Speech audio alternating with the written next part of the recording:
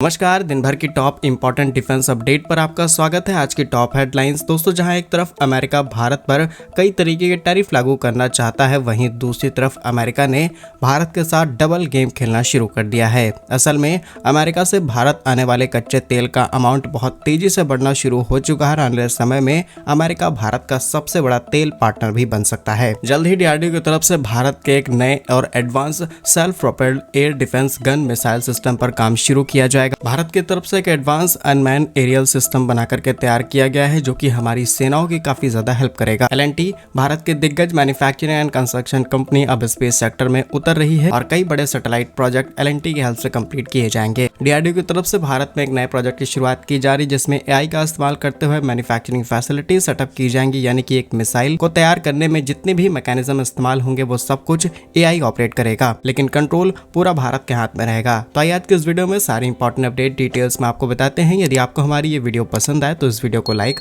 और चैनल को सब्सक्राइब जरूर कीजिएगा। तो सबसे पहले अमेरिका से आ रही अपडेट की बात की जाए तो ट्रंप ने अपने भाषण में क्लियर कर दिया है कि 2 अप्रैल से दुनिया के लगभग सभी देशों पर टैरिफ लागू कर दिया जाएगा, जिनके साथ अमेरिका बड़े व्यापार करता है। इसमें भारत का नाम भी शामिल है, जहां पर भारत पर या तो डायरेक्ट टैरिफ या फिर रेसिप्रोकल टैरिफ लगाया जाएगा, जिससे भारत को बड़ा नुकसान हो सकता है। लेकिन दूसरी तरफ अमेरिका ने भारत के साथ डबल गेम खेलना शुरू कर दिया है। एक तरफ ये टैरिफ लगाने की बात कर रहे हैं, दूसरी तरफ भारत में एक्सपोर्ट पे एक्सपोर्ट बढ़ाना चाहते हैं। रिसेंटली आए केपलर के शिप ट्रैकिंग डेटा से पता चला है कि फरवरी में अमेरिका ने भारत, जो दुनिया का तीसरा सबसे बड़ा तेल उपभोक्ता देश है, इसको तेल बहुत ज्यादा एक्सपोर्ट करना शुरू कर दिया है। यह आंकड़ा पिछले साल 2,21,000 बैरल प्रतिदिन था और अब ये बढ़कर के 3,57,000 बैरल प्रतिदिन हो चुका है और ये जल्द ही 5 लाख बैरल के आंकड़े को पार कर सकता है। आंकड़ों के मुताबिक भारत इस समय रशिया, इराक, सऊदी अरब, यूनाइटेड अरब एमिरेट्स और अमेरिका से तेल इंपोर्ट कराता है। यानी कि वो टॉप 5 कंट्रीज है जहां से भारत तेल खरीदता है। लेकिन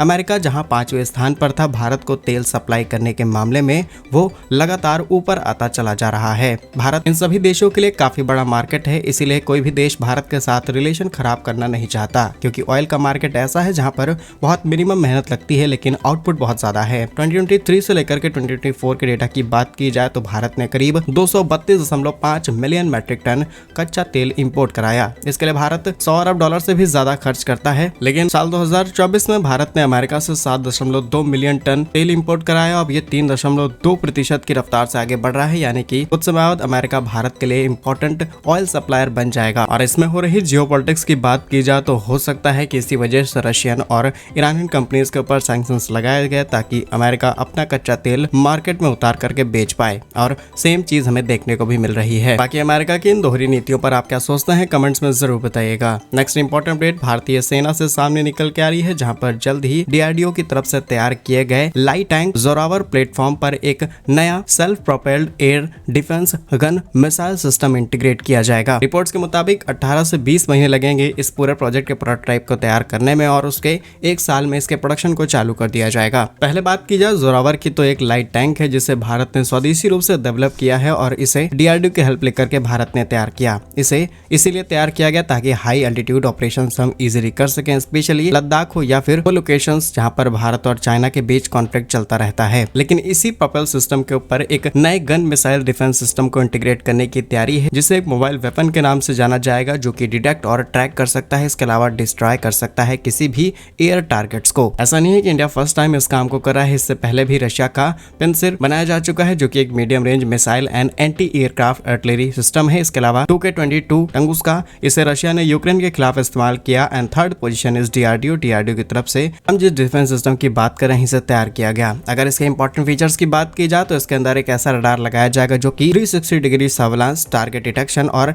ट्रैकिंग फैसिलिटी प्रोवाइड करता है। फायर कंट्रोल सिस्टम, यानी कि हर एक तरीके की वेदर कंडीशन में ये जा सकता है और स्पेशली फायर जोन में भी आसानी से इसे ऑपरेट करने में कोई दिक्कत नहीं होगी। थर्मल इमेजिंग की कैपेबिलिटी इसके अंदर इंटीग्रेट होगी, यानी कि रात के अंधेरे में सारी लाइट्स ऑफ करके भी अगर हम इस व्हीकल को ऑपरेट करते हैं तो आसपास हो रही दुश्मन की हर एक एक्टिविटी पर नजर रखी जा सकती है। ऑप्टिकल सेट, इसके अलावा लेजर रेंज फाइंडर सिस्टम भी इंटीग्रेट किया गया है। नेक्स्ट इंपॉर्टेंट अपडेट, भारत के बेंगलुरु बेस्ड स्टार्टअप जिनका नाम है new space research and technologies, इन्होंने कुछ समय पहले ही अपने एक CCA जिसे हम कोलैबोरेटिव कॉम्बैट एयरक्राफ्ट के नाम से जानते हैं, जिसका नाम है अभिमन्यु, ये एक jet powered unmanned aerial system है। इसे डिजाइन किया गया और इसको कुछ समय पहले डिस्प्ले किया गया था एरो इंडिया 2025 के अंदर, और अब रिसेंटली आई IDRW रिपोर्ट के मुताबिक हम इसे दोनों तरीके से ऑपरेट कर सकते हैं, यानी कि मैन्ड और अनमैन्ड टीमिंग में इसका इस्तेमाल किया जा सकता है और MiG-29 के साथ ही आसानी से ऑपरेट हो सकता है। अभिमन्यु की और डिटेल्स आपको बताएं तो इसे इसलिए डिजाइन किया गया है ताकि लो कॉस्ट में एक एक्सपेंडेबल इंटेलिजेंस प्लेटफॉर्म तैयार कर सकें, क्योंकि मिशंस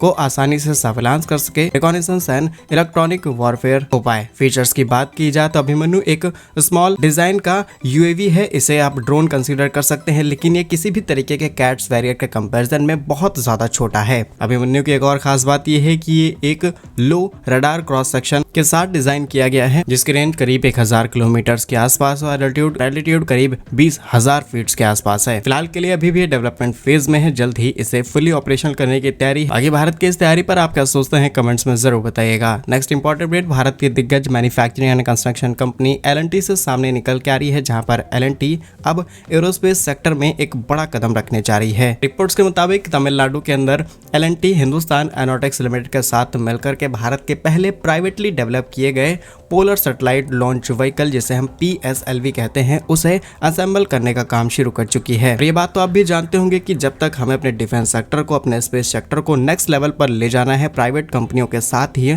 हम इस काम को आगे कर सकते हैं। एग्जाम्पल के तौर पर अडानी डिफेंस को हमने पार्टिसिपेट कराया। भारत के UAVs और मिसाइल कैपेबिलिटीज में हमें डेवलपमेंट देखने को मिली। भारत ने टाटा को इंट्रोड्यूस कराया तो अलग अलग प्रकार के मिलिट्री टैंक बनाने में हमें हेल्प मिली है, और इसी तरीके की डेवलपमेंट अब L&T के साथ हम स्पेस सेक्टर में करने जा रहे हैं। नेक्स्ट इंपॉर्टेंट अपडेट DRDO से सामने निकल के आ रही है, जहां पर रिसेंटली DRDO के निदेशक GA श्रीनिवास मूर्ति जी के अनुसार ये बताया गया है कि आने वाले समय में भारत का DRDO और कई प्राइवेट कंपनियां मिलकर के एक नई फैसिलिटी और फैक्ट्री को सेटअप करेंगी, जहां पर AI का भरपूर इस्तेमाल किया जाएगा, और इस फैसिलिटी के अंदर जो मशीनें होंगी उनको AI से ऑपरेट किया जाएगा, और ये मशीनें असेंबल करेंगी किसी भी एडवांस क्वालिटी की मिसाइल की। अब ये मिसाइल नॉर्मल वेपन की मिसाइल हो सकती है, या फिर ये आसानी से एक न्यूक्लियर पावर्ड, ये एक न्यूक्लियर बैलिस्टिक मिसाइल भी हो सकती है। सभी तरीके की मिसाइलों को तैयार किया जाएगा, लेकिन सारा काम ऑटोमेशन के जरिए होगा, सो दैट मिसाइल को बनाने में जो छोटे मोटे एरर्स आते हैं वो बिल्कुल निगलेक्ट किए जा सकें।